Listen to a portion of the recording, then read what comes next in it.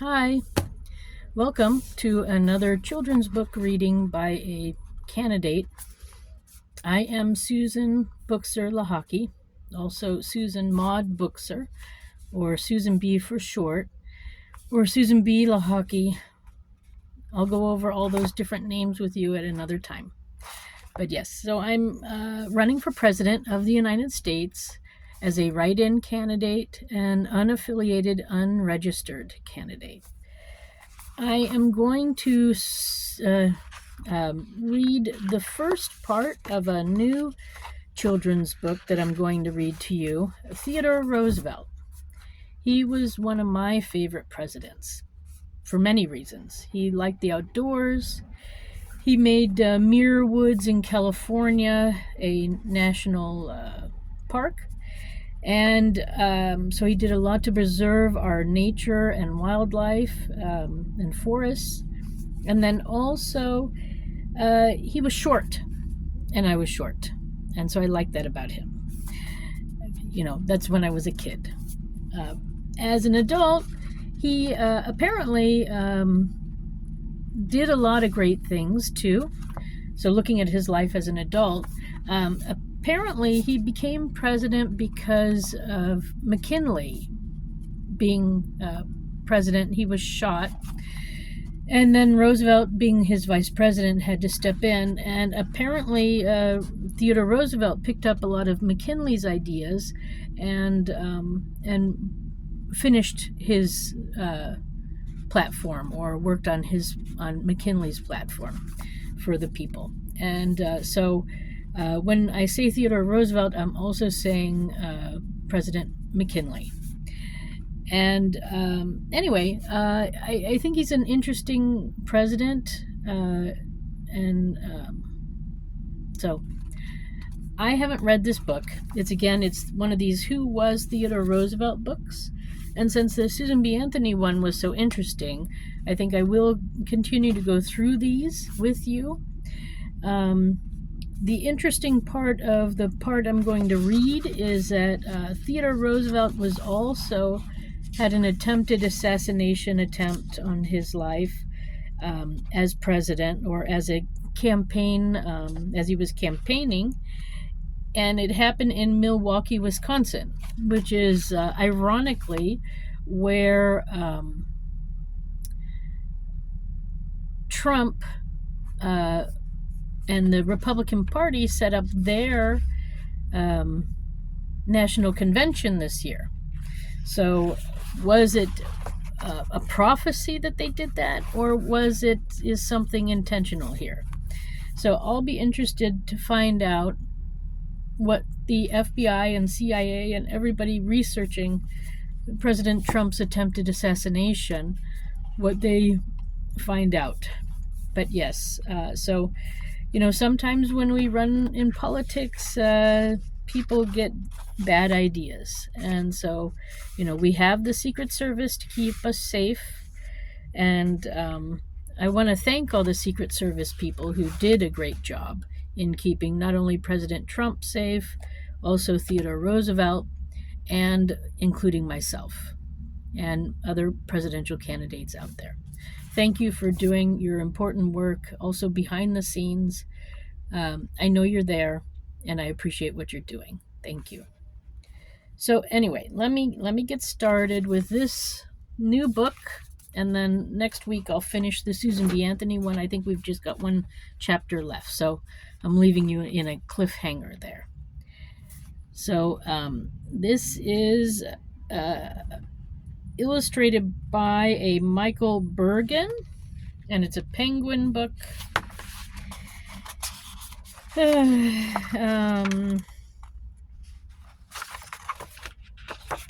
Here's a drawing, a famous drawing of Theodore Roosevelt on the first page as you open it up. I'll put the information about the book into the description of the video. So it was written by a Michael Bergen and illustrated by Jerry Hoare. It's a Penguin Workshop book, and the copyright is from 2014. So I'm going to read the first chapter, which is called Who Was Theodore Roosevelt? I thought there was a section before that, but no. Okay, so it's the first chapter. On October 14th, 1912, a Milwaukee, Wisconsin crowd eagerly waited to hear Theodore Roosevelt speak. Roosevelt had served as President of the United States several years before, and he was campaigning once again for his old job. His speech was written on 50 pages of paper that he had folded and stuck in his upper jacket pocket. Outside his hotel room, Roosevelt never saw the saloon keeper, who approached him with a gun drawn. Someone in the crowd did see the gun and pushed the would-be assassin's arm away, just as the trigger was pulled.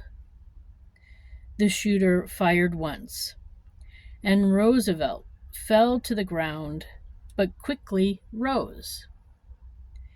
He did not know he had been hit until someone noticed a hole in his overcoat. When he reached inside his coat, he realized he had been wounded.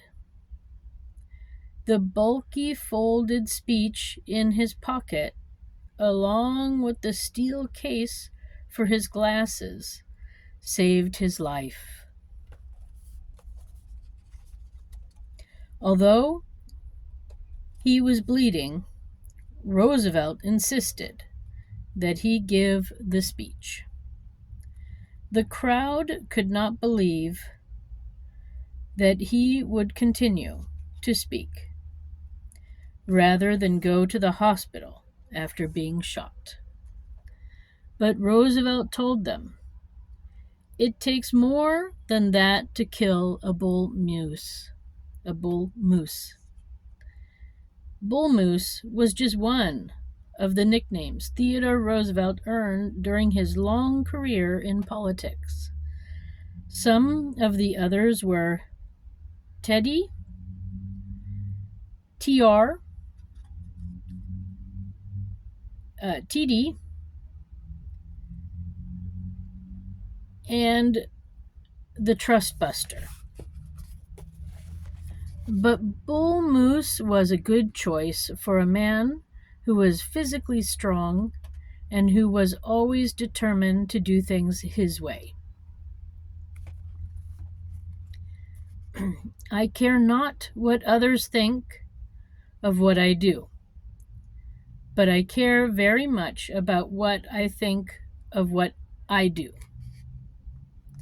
That is character, he famously said. The Bull Moose was certainly a man of great character. So here's a drawing or a picture somehow of what he had in his pocket that saved him. And then here he is speaking.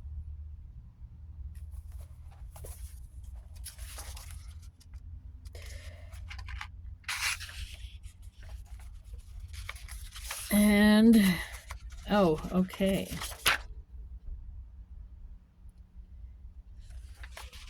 So that was just, I see now.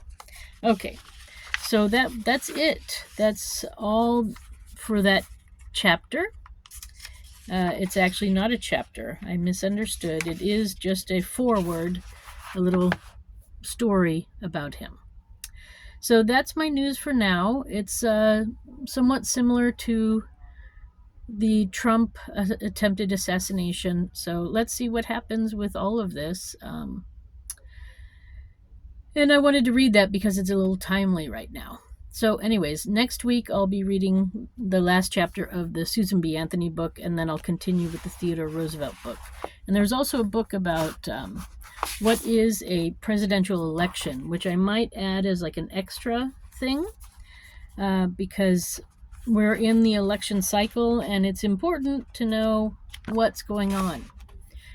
And I also want to know what they're putting in these books that they're teaching children, because I discovered a children's book, I don't know, I think last election cycle, that had some strange things in it that weren't really happening in our election. So anyway, I'm just also checking out what the public knows. And because I am concerned and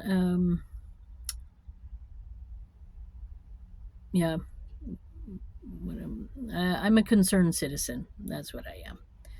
Okay, anyway, thank you for stopping by. I hope you enjoyed that brief chapter reading, and we'll pick it up next week.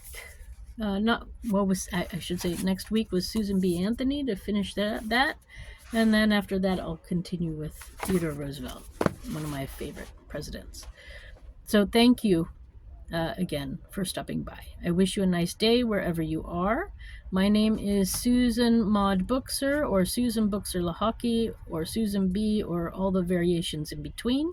I have a website, susan4usa.com. That's Susan, the number 4, USA.com, if you want to look up and find out more about me and what I'm doing to help us receive our rights more. Because right now we have a government that's not really living up to the Constitution. Okay, that's all for now. I wish you a nice day.